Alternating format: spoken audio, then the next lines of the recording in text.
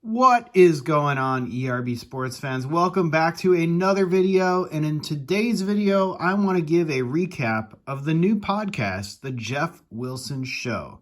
Now, you can find this, I believe, on Spotify. You might be able to find it on Apple Podcasts. That's where I'm getting my feeds. Listen to it, watch it, whatever method you decide. Go check it out. I think you'll find some of the claims and some of the topics in there rather interesting. So we're going to spend just a few minutes recapping one of the episodes when Geoff came back from the industry conference or the TOPS conference over in Arizona, and he made some wild claims. Real high expectations for these. Be real interesting to see how these play out.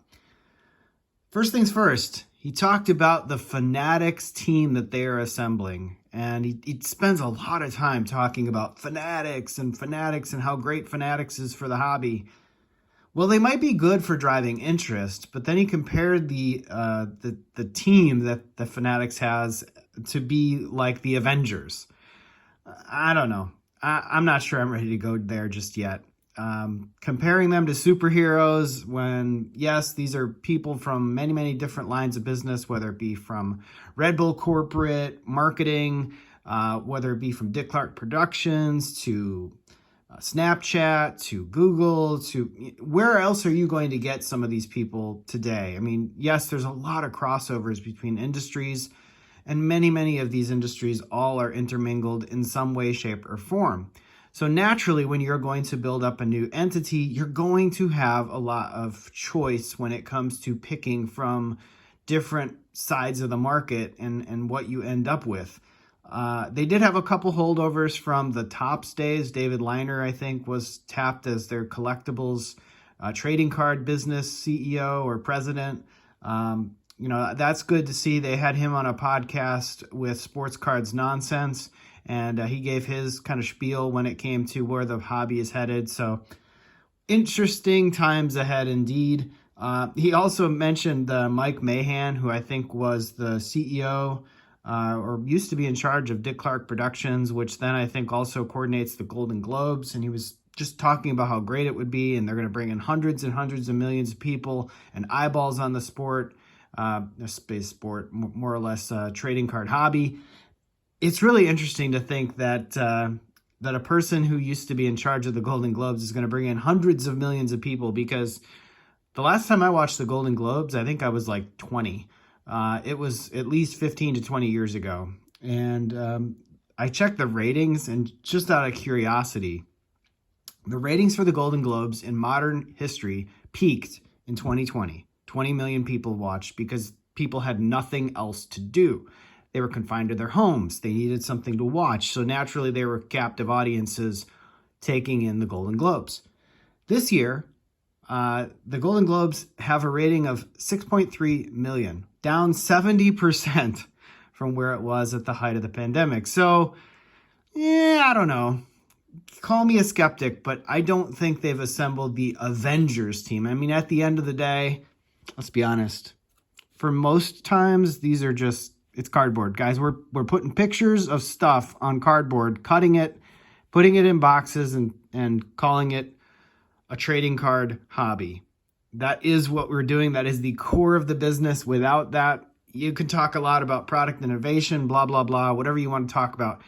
It ain't rocket science, guys. You're not making gas turbine engines. You're not making, you might be doing some things digitally, but really, at the end of the day, you're putting pictures on cardboard, cutting things, and putting memorabilia in cardboards and putting autographs on cardboard. It is really just as simple as that. So we'll have to see. Call me a skeptic, but we'll leave that segment there. Another thing that struck me as interesting when he was talking about the Fanatics conference, he kept referring to it as we are not going to 10x this hobby. I don't think Geoff works for Fanatics, but obviously he has a very huge kind of stakeholder in the market because he makes market movers. He's the SCI guy. He needs that to survive. He needs that to thrive. So he wants to be relevant. He wants to be front and center, wants to be networking because that is good for him. And he should, because that's what any good business owner would do, is keep themselves front and center when competition comes along, who either would acquire them, build up some of what he does and build it themselves, or buy somebody else that is a competitor to Geoff and basically make Geoff irrelevant. So Geoff has to do that. Whether he wants to admit it or not, he probably never will. He does have his own interests somewhat front and center when it comes to the hobby. And I think that's just what any business owner would do. They would always think of themselves and their stakeholders first rather than anybody else. So we'll leave that one there as well. He said as well, when we think about going to these conferences, he talked a lot about must go to them, the TOPS conference, the MIT Collective, and I think what used to be the Industry Summit, which was like the Panini conference, that you must be there if you were, a breaker or a hobby shop owner. Yes, that's true. But by and large, you don't have to be there. I mean, the proof will bear itself out in the end. As my grandfather used to always tell me, the cream always rises to the top.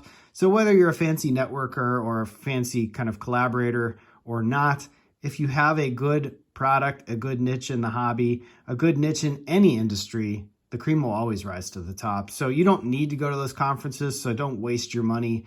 By all means, if you want to, go spend your money, go to the conference. Sounds like a great time. They give away a lot of free swag. So who wouldn't like that? But yeah, I don't think, again, that is a must go to those conferences, that it's the end all be all when it comes to the future of yourself and your position in the market. I mean, heck, ERB Sports is a channel that started about a year ago that has made 215-ish videos and has less than 400 subscribers. So who the heck am I? Maybe I should go to that conference. I don't know. But yeah, that's another topic for another day. So the last thing that I want to touch on before I kind of wrap this one up, one kind of thing that he talked about with regards to the actual product itself, and then the other part being kind of a funny take on the team that they've assembled. So memorabilia, we talked a lot about making memorabilia more memorable on this channel. We talked about that very, very early on in the channel's existence. I think it was one of my first 20 or 30 videos. I talked about fun ways to make memorabilia more memorable that would create not just a chase element, but create just energy around it and make it more meaningful. Call me a skeptic.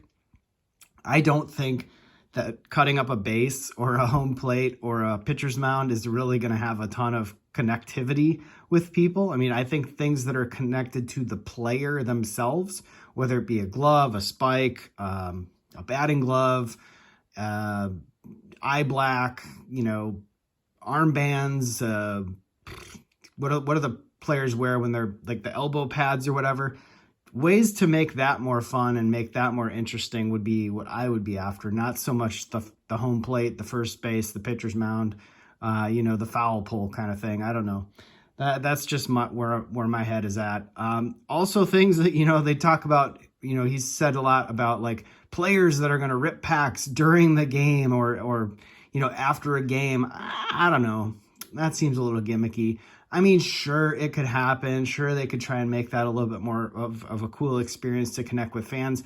I would rather have, if you talk about Steph Curry ripping packs after, I'd rather have Steph Curry hand out packs to the fans as he's going out of the tunnel and saying, there's a chance you might get something I wore in the previous game, or maybe not previous game, but last year's finals. Some way of connecting with fans, maybe make it less about the player doing it for their own interest, but rather the player doing it for the fans themselves. So I think that would be another way for that to be handled a little bit better.